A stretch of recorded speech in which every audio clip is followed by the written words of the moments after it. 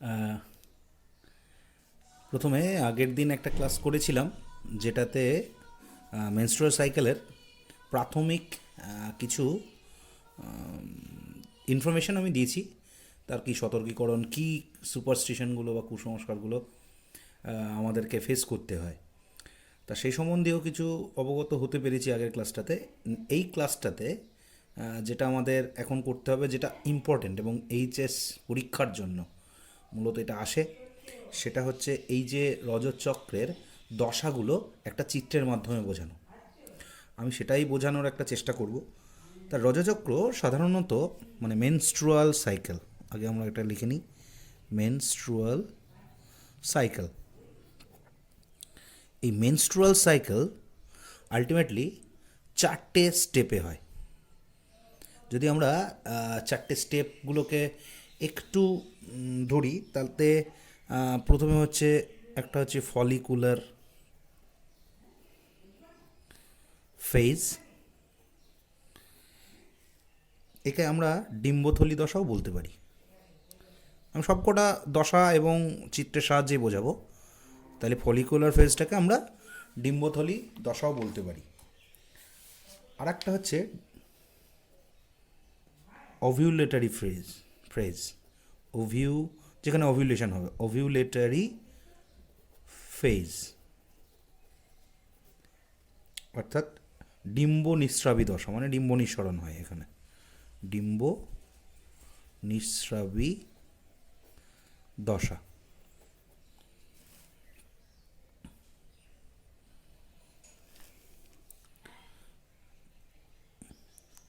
3 নম্বর এটা একটা আছে, এটা হচ্ছে লিউটিয়াল ফেজ,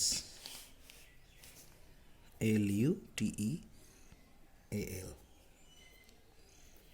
লিউটিয়াল ফেজ, অর্থাৎ লিউটিয়াল দশা বা পিত দশা, পিত গ্রন্থি যেখানে নষ্ট হয়ে যাবে, লিউটিয়াল দশা। আচ্ছা, আর লাস্ট হচ্ছে এটা হচ্ছে রজস্রাবীয় দশা বা মেনস্ট্রুয়াল ফেজ, মেনস্ট্রুয়াল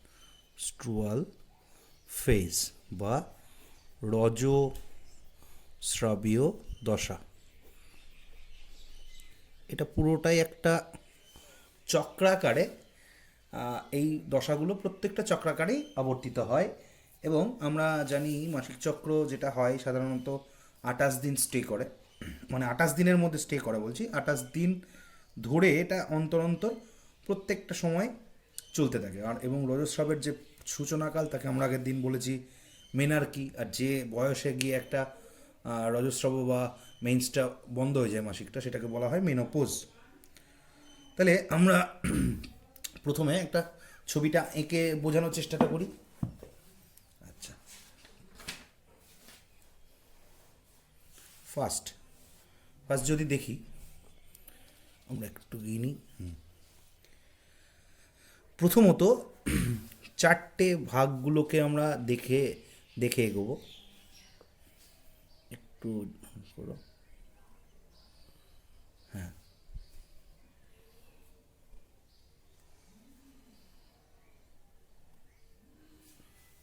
আচ্ছা, এবার যে চারটে ফেজ যেটা করলাম, সেটা যদি আমি চিত্রের সাহায্যে দেখাই, তাহলে প্রাথমিকভাবে আমরা এখানে দেখি কীরকম।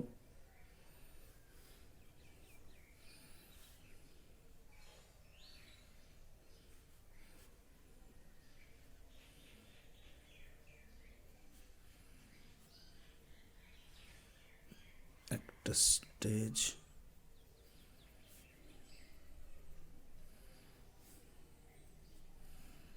দুটো স্টেজ,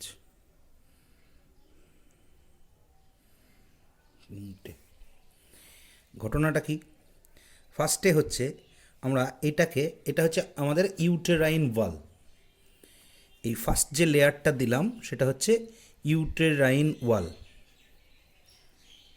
এই ইউটেরাইন ওয়াল অর্থাৎ তার কি অবস্থান হয়, অর্থাৎ আমাদের যে জরায়ুর যে পরিবর্তন হয় জরায়ু গাত্রের, সেগুলো প্রত্যেকটা স্টেপে প্রত্যেকটা ফেজে কেমনভাবে চেঞ্জেস হয় সেটা আমরা লক্ষ্য করব। তাহলে ফার্স্টে হচ্ছে এটা ইউটেরাইন ওয়াল। দ্বিতীয় যে স্টেপটা এঁকেছি সেটা হচ্ছে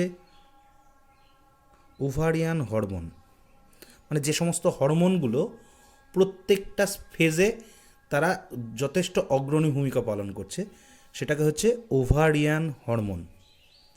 ওভারিয়ান হরমোন হলো। এবার এই ওভারিয়ান হরমোন হলো, তারপর হচ্ছে প্রথমে হচ্ছে ইউটেরাইন ওয়াল, তারপর হচ্ছে ওভারিয়ান হরমোন। এবার ওভারিয়ান হরমোনের উপরে একটা চেঞ্জেস হবে, ডিম্বাশয়ের একটা চেঞ্জ হবে, ওভারির একটা চেঞ্জ হবে, change in ovary, change in ovary, অর্থাৎ ডিম্বাশয়ের একটা পরিবর্তন আসবে। ডিম্ব কী বলে, যে লেয়ারটা আছে জরায়ুগাত্রের, তার একটা পরিবর্তন আসবে। আর একটা আসবে, তারা যে সমস্ত হরমোনগুলো তাদের ভূমিকাগুলো পালন করছে, সেই হরমোনগুলো কী কী চেঞ্জেস হচ্ছে, কোন কোন ফেজে গিয়ে কোন হরমোনটাকে লাগছে, সেটা আমরা ওখানে দেখতে পাবো। তাহলে আমরা তিনটে এখানে স্টেপ এঁকে নিয়েছি। এবার তিনটে স্টেপ আঁকার পরপরই আমরা আর একটা জিনিস এখানে সঙ্গে সঙ্গেই করব, সেটা হচ্ছে প্রথম যেটা ইউটেরাইন ওয়াল। এবার ইউটেরাইন ওয়াল আমরা এই দিক থেকে শুরু করি। একটা প্রথমেই হচ্ছে মেনস্ট্রুয়াল ফেজটাকে দেখলাম, মানে মেন্স শুরু হয়েছে। যখন মেন্স বা রজস্রাবীয় দশা যখন শুরু হবে, একটা জিনিস হবেই, জরায়ুগাত্র থেকে কিন্তু এন্ড্রোমেট্রিয়াম পুরোপুরি বিচ্ছিন্ন হয়ে যাবে। এবং মেন্স তো শুরু হয়েছে, মেনস্ট্রুয়াল সিচুয়েশান, তখন কিন্তু রক্তকরণও হবে, এবং যদি সেটা সম্ভব হয় কিছু অনিষিক্ত ডিম্বাণু আর রক্ত একসঙ্গে বেরিয়ে যাবে, অনিষিক্ত, আনফার্টিলাইজড। সেই সময় কিন্তু কোনো ফার্টিলাইজড ডিম্বাণু বেরিয়ে যায় না, তাহলে তো কোনো দিনই বাচ্চা প্রসব করার প্রশ্নই আসে না। তাহলে অনিষিক্ত ডিম্বাণু কিছু বেরিয়ে যেতে পারে, আর রক্ত, তার সঙ্গে মিউকাস সেল, অনেক কিছু ধরুন সেই মেনস্ট্রুয়াল ফেজ দিয়ে। তাহলে মেনস্ট্রুয়াল ফেজ দিয়ে আমরা শুরু করি। তা মেনস্ট্রুয়াল ফেজে পুরোপুরিভাবে আমাদের যে এন্ড্রোমেট্রিয়াল ওয়ালটা আছে, মানে ইউটেরিয়ান ওয়াল, সেটা কিন্তু রাপচার হতে শুরু করবে। এবার এই যে এন্ড্রোমেট্রিয়াল ওয়ালটা রাপচার হলো, এটাকে আমরা কিন্তু আলটিমেটলি বলছি এটাকে মেনসুরেশন। এটা তাহলে আমরা মেনসুরেশন। আচ্ছা, কি হয় ঘটনা পুরোপুরিভাবে যদি আমরা এই পিরিয়ডটাকে লক্ষ্য করি, তাহলে আমাদের আলটিমেটলি কি হতে পারে ঘটনাটা, যে আমাদের ইউটেরাইন ওয়াল এখানে একদমই মানে ভেঙে পড়েছে, সেখান থেকে রক্ত নিঃসৃত হচ্ছে। তার ওপর দিয়ে আমরা যদি অন্য কালার একটু চেঞ্জ করি, তাহলে একটা হরমোন তার জন্য দায়ী। কী হরমোন? সেটার নাম হচ্ছে প্রোজেস্টেরন। প্রোজেস্টেরনের অভূতপূর্ব হ্রাস হওয়ার জন্য সেখানে পুরোপুরিভাবে প্রোজেস্টেরনের অভাব দেখা দেবে। এই প্রোজেস্টেরনের অভাবের জন্যই কিন্তু এই মেনসুরেশন শুরু হয়ে যাবে। তাহলে প্রোজেস্টেরন, এটা যদি আমি গ্রাফিক্যালি ইন্টারপ্রিট করি, তাহলে এ একদম লোয়ার লেভেলে থাকবে, এরকম আপ টু যতক্ষণ মানে মেন্স চলবে তখন প্রোজেস্টেরন কিন্তু একদম গ্রাউন্ড লেভেলে থাকবে। সবুজ কালি দিয়ে এটা করার চেষ্টা করলাম। তাহলে মেনসুরেশন, প্রোজেস্টেরনটা, এটা এই প্রোজেস্টেরনটা হচ্ছে কি, প্রোজেস্টেরন, আর এটা হচ্ছে মেনসুরেশন তখন শুরু হয়ে গেছে। যখন প্রোজেস্টেরন একদম ডিরেক্টলি, তখন প্রোজেস্টেরন আলটিমেটলি হ্রাস পেয়েছে, তখন মেনস্ট্রুয়েশন বা এই যে এন্ড্রোমেট্রিয়াল ওয়ালটা রাপচার হয়ে গেছে, একদম নষ্ট হয়ে গেছে, সঙ্গে সঙ্গে রক্ত স্নাত হচ্ছে। এই লো প্রোজেস্টেরন, এটা যদি আমরা এইখানটায় দেখাই, লো প্রোজেস্টেরন লিখে রাখলাম, লো প্রোজেস্টেরন,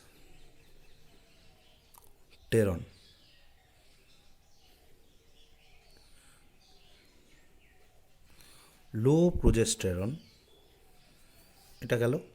এই লো প্রোজেস্টেরন এখানে থাকে হচ্ছে pituitary gland, pituitary, pituitary gland. এই পিটুইটারি গ্ল্যান্ডটাকে সে আলটিমেটলি উদ্দীপিত করবে। কারণ কি? এই উদ্দীপিত করার কারণ কি করবে? এটাকে স্টিমুলেট করছে বা উদ্দীপিত করছে। এটার তো একটা নির্দিষ্ট কারণ আছে। লো প্রোজেস্টেরন পিটুইটারি গ্ল্যান্ডকে উদ্দীপিত করবে বা তোমার স্টিমুলেট করবে। এটার উদ্দেশ্যটাই এটা, যেহেতু আমার প্রোজেস্টেরন কমে যাওয়ার জন্য মেনস্ট্রুয়েশন ওয়াল মানে এন্ডোমেট্রিয়াল ওয়াল রাপচার হয়ে গেছে, পরবর্তী ক্ষেত্রে তো রাপচার অবস্থায় থাকবে না, তাকে তো গঠন করতে হবে, তার তো আস্তে আস্তে গ্রোথ বাড়াতে হবে। আমার তো 28 দিন সময়, 5 দিন হয়তো রক্তটা স্নাত হলো, রক্ত বেরোলো, কিন্তু তারপর থেকে তো আস্তে আস্তে ডেভেলপড হতে হবে, আবার পুরানো জায়গায় ফিরবে, আবার রাপচার হবে, আবার পুরানো জায়গায় ফিরবে, এটাই তো সাইকেল। তাহলে আলটিমেটলি স্টিমুলেট করবে পিটুইটারি গ্ল্যান্ডকে কি করার জন্য? এফএসএইচকে নির্গত করার জন্য। কি করবে? এফএসএইচকে সে নির্গত করানোর জন্য সে স্টিমুলেট করবে। তাহলে আমরা পুরোটা যদি দেখি, এই যে পজিশনটা দেখতে পেলাম, এটাকে যদি একটা ফেজ হিসাবে ডিনোট করি, আমরা একটা ফেজ হিসাবে এটাকে ডিনোট করছি। কোনটা? ঠিক এই ফেজটা, এইটুকু ফেজটাকে আমরা মেনস্ট্রুয়াল ফেজ, আগেই বলেছি এটাকে আমরা মেনস্ট্রুয়াল ফেজ বলছি, মেনস্ট্রুয়াল ফেজ। এর স্থায়িত্ব কীরকম থাকবে মেনস্ট্রুয়াল ফেজের? 1 to 5 days, 1 to 5 days or 4 to 5 days, যাই হোক 4-5 দিন থাকে, 4 to 5 days। কারো কারো ক্ষেত্রে সেটা অনেক দিন, 2-3 দিনের এদিক ওদিক হতে পারে। এটা হচ্ছে তার একটা গড় সময়, মেনস্ট্রুয়েশনের পিরিয়ড। আলটিমেটলি এই রক্তগুলো বেরোবে। তাহলে লো প্রোজেস্টেরন বেরোলো এফএসএইচকে বের করানোর জন্য, স্টিমুলেট করা। কাকে? পিটুইটারি গ্ল্যান্ডকে বললো, স্টিমুলেট করলো যে আপনি এফএসএইচ বের করে দিন। এফএসএইচ বের করার উদ্দেশ্যটা এর পরেই আসছি আমরা। সেকেন্ড যে স্টেজ এফএসএইচগুলো বেরোবে, আলটিমেটলি এফএসএইচগুলো কী করবে সেকেন্ড স্টেজটাতে? এটাকে তো আমরা ফলিকুলার ফেজ বলবো। সেকেন্ড ফেজটাকে আমরা বলবো হচ্ছে ফলিকিউলার ফেজ। সেকেন্ড ওয়ান হচ্ছে ফলিকিউলার ফেজ, অর্থাৎ ডিম্বথলি গঠন করবে। এই ফলিকুলার ফেজ আমরা যখনই দেখছি, এবার আমাদের একটা জিনিস তাতে কাজ করতে হবে। কি করবে? ব্যাপারটাই হচ্ছে ফলিকুলার ফেজে এফএসএইচ আমরা নির্গত হয়েছে, এই এফএসএইচ এবার এখানে আসলো। সেখানে কি করবে? বিভিন্ন ধরনের, আমরা গ্রাফিয়ান ফলিকলের নাম শুনেছি, এর আগেও শুনেছি, ওই ফলিকলগুলো তৈরি করবে। প্রথমে একটা ফলিকল ছোট অবস্থায় থাকবে, এই ফলিকলগুলো আস্তে আস্তে তার গ্রোথ বাড়িয়ে দেবে।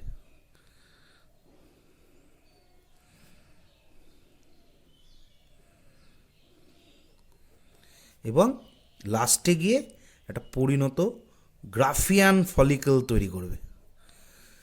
তাহলে এই এফএসএইচ যেটা লো প্রোজেস্টেরন পিটুইটারি গ্ল্যান্ডকে বলেছে এফএসএইচ নির্গত করতে, সে কি করছে? সে ফলিকল সিক্রিট করে ফলিকুলের ডেভেলপমেন্ট করিয়ে দিচ্ছে। এই ফলিকুলার স্টিমুলেট করার পর এর আলটিমেট তো একটা লক্ষ্য থাকবে। এর আলটিমেটই লক্ষ্য হচ্ছে ইস্ট্রোজেনকে ক্ষরণ করা। এ প্রত্যেকটা ফলিকল গ্রোথ করবে, গ্রোথ তো হবে, তার গ্রো হবে, সে আলটিমেটলি ইস্ট্রোজেন নামক হরমোনকে আলটিমেটলি ক্ষরণ করবে। তাহলে প্রথমে কি হলো? প্রথমে মেনস্ট্রুয়াল ফেজের প্রোজেস্টেরন লো থাকে বলে তার মেনস্ট্রুয়েশন শুরু হয়েছে। এই লো প্রোজেস্টেরন পিটুইটারি গ্ল্যান্ডকে এফএসএইচ ক্ষরণে সাহায্য করবে। এফএসএইচ যেই ক্ষরিত হয়ে গেল, সে আলটিমেটলি ফলিকল স্টিমুলেটিং হরমোন, বিভিন্ন ধরনের ফলিকুল সে কিন্তু আলটিমেটলি সে কিন্তু করবে। এক মিনিট,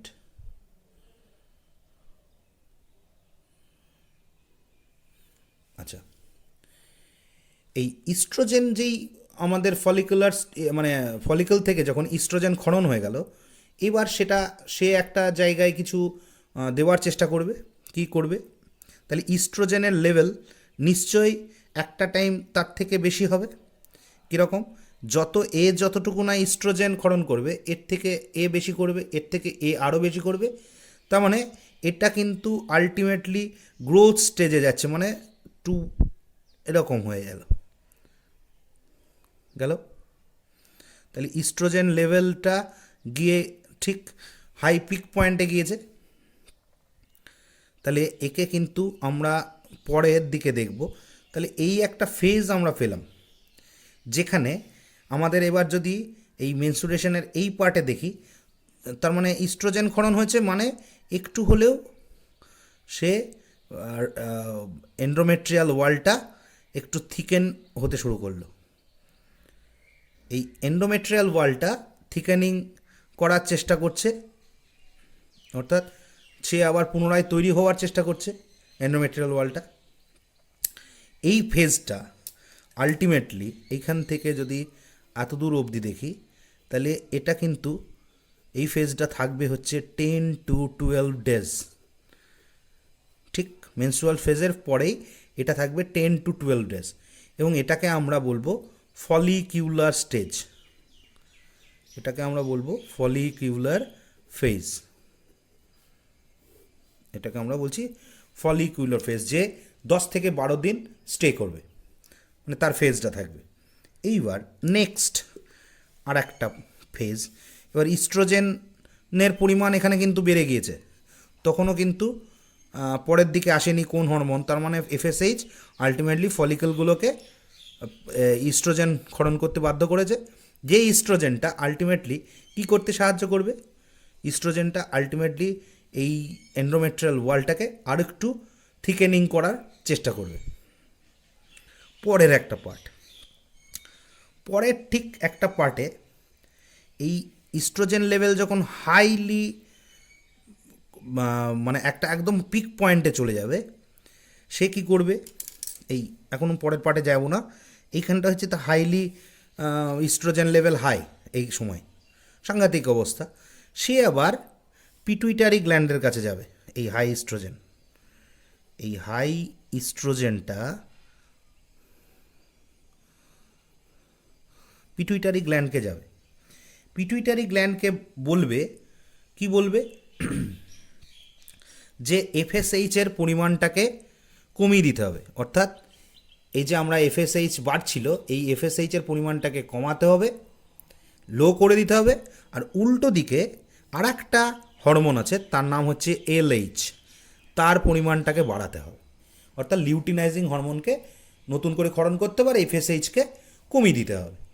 কে বলছে, হাই ইস্ট্রোজেন লেভেল। আগে যেমন লো প্রোজেস্টেরন লেভেল যেমন এফএসএইচকে স্টিমুলেট করছিল, মানে পিটুইটারি গ্ল্যান্ডকে স্টিমুলেট করছিল এফএসএইচ ক্ষরণের জন্য, এবার উল্টোর একটা জিনিস, যে ইস্ট্রোজেনগুলো পেয়েছি সেই হাই ইস্ট্রোজেন পিটুইটারি গ্ল্যান্ডকে রীতিমতো স্টিমুলেট করছে যে এফএসএইচকে কমিয়ে দিন আর এলএইচকে ক্ষরণ করুন। এলএইচ ক্ষরণ হবে। এলএইচ যখন ক্ষরণ হবে, এই এলএইচটা আলটিমেটলি কী কাজে লাগবে, ওভিউলেটরি এরপরে একটা স্টেজ আছে, একদিনের জন্য 1 থেকে 2 দিনের জন্য স্টে করে, তাকে বলা হয় ওভিউলেটরি ফেজ বা ওভিউলেটরি দশা। এই যে আমরা গ্রাফিয়ান ফলিকলটা দেখেছি, এটা তো গ্রাফিয়ান ফলিকল। এই গ্রাফিয়ান ফলিকলের আলটিমেটলি এর মধ্যে কিছু লিকার ফলিকল, কিছু তরল সঞ্চিত থাকে এইটার মধ্যে। এই যে তরল সঞ্চিত হয়, তাহলে ডিম্বথলিগুলো তখন আলটিমেটলি বিদীর্ণ হয়ে যাবে। এইখানে যদি আমরা দেখি কি হবে,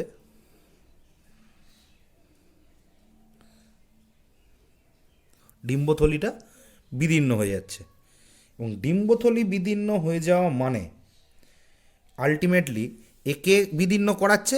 এই যে এলএইচটা আমরা পেয়েছি, এই এলএইচটা একে বিদীর্ণ করছে, মানে ডিম্বাণু তখন নিঃসরণ হচ্ছে। এবার ডিম্বাণু যদি নিঃসরণ হয়, এই ডিম্বাণু নিঃসরণ যদি হয়, তাহলে কিন্তু কিন্তু এন্ডোমেট্রিয়াল ওয়ালে আসবে। তখন পজিশানটা কীরকম, এই যে এন্ডোমেট্রিয়াল ওয়ালটা আছে, সেই এন্ডোমেট্রিয়াল ওয়ালে এসে সেটা বিভিন্ন ধরনের জাইগোট তৈরি করবে, বিভিন্ন গ্লাস্টুলা, মরুলা, গ্লাস্টুলা, বাস্টুলা, এই সমস্ত দশার মাধ্যমে ভ্রূণে পরিণত হবে। কিন্তু তখন কিন্তু আর মেনস্ট্রুয়াল ফেজে ফিরবে না। আমরা এটা জানি যে প্রেগনেন্সির সময় কোনো সময়ই মানে মেনস্ট্রুয়েশন হয় না, কারণ মেন্স তখন পুরোপুরিভাবে বন্ধ থাকে, এবং যারা দুগ্ধক্ষরণ হয় যে টাইমটায়, সে টাইমেও বন্ধ থাকে। তাহলে এখানে ডিম্বাণু নিঃসরণ হচ্ছে, তাহলে ডিম্বাণু নিঃসরণ হলো, ওভিউলেশন হয়ে গেল, তার মানে এখানে একটা নিষেকের ব্যাপার থাকে। নিষিক্ত ডিম্বাণু যদি এর মধ্যে কি গাত্রে পৌঁছে যায়, তাহলে কিন্তু আর পরের দিকে পরের স্টেপগুলো আর হবে না, তখন বন্ধ থাকবে। আবার পুনরায় যখন প্রসব হয়ে গেল, তারপর নর্মাল স্টেজ ফিরবে, তখন গিয়ে আবার সেগুলো যেরকম নর্মালি হওয়ার সেটা। তাহলে এখানে নিষিক্ত নয়, ডিম্বাণু নিঃসরণ হবে, কিন্তু নিষিক্ত হলো না। তাহলে ডিম্বাণুটা 2 দিনের বেশি 3 দিন বাঁচবে না, ডিম্বাণুটা নষ্ট হয়ে যাবে। কিন্তু আলটিমেটলি এর ওপরে একটা লেয়ার থাকলো, যেটাকে আমরা বলি কর্পাস লিউটিয়াম। তাহলে এই যে 1 বা 2 দিনের জন্য একটা ফেজ এখানে দেখলাম, এখানে 1 বা 2 দিনের জন্য, সেটাকে বলে 1 days এটা স্টে করবে। এটাকে আমরা তখন কি নাম দেব? এই 1 day ওভিউলেটারি ফেজ, ওভিউলেশন হওয়ার জন্য ওভিউলেটারি ফেজ, এটা 1 day স্টেবল হবে ঠিক 14th ডেতে। এই 1 day স্টেবল বা 2 days স্টেবল, 1 or 2 days, এটা কিন্তু ঠিক 14th ডেতে হবে, 14th ডে, 14 or 15th, যে কোনো একটা দিনে, আগে একদিন আগে পিছিয়ে হতে পারে। 14তম দিনে গিয়ে এই ওভিউলেশনের ব্যাপারটা ঘটতে পারে, এই ফেজটা। লাস্ট আর একটা ফেজ লুকিয়ে আছে ঠিক পরের দিকে। এই যে কর্পাস লিউটিয়াম অর্থাৎ গ্রাফিয়ান ফলিকল রাপচার হয়ে গিয়ে এখানে একটা যে উপরে লেয়ার দিয়ে তৈরি হলো এলএইচের জন্য, এটাকে কর্পাস লিউটিয়াম বলছে। এই কর্পাস লিউটিয়াম পরের দিকে গিয়ে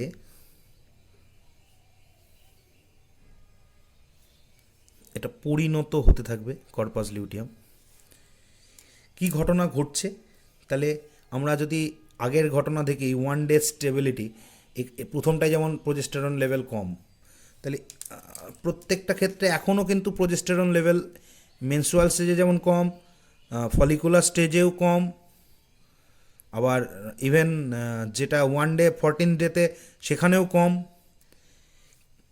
কিন্তু এই যে 1 ডেতে একটা জিনিস হচ্ছে, ঠিক এর লাস্ট স্টেজ আর এই 1 day 14 ডেতে এখানে এলএইচের মাত্রা একটু বেড়ে গেছিল, এখানে এলএইচের পরিমাণ বেড়েছিল, তার জন্যই তো কর্পাস ক্যালোসাম মানে ওকে বিঘ্নিত করতে মানে ভাঙতে পেরেছে, রাপচার ভাঙতে পেরেছে গ্রাফিয়ান ফলিকলকে।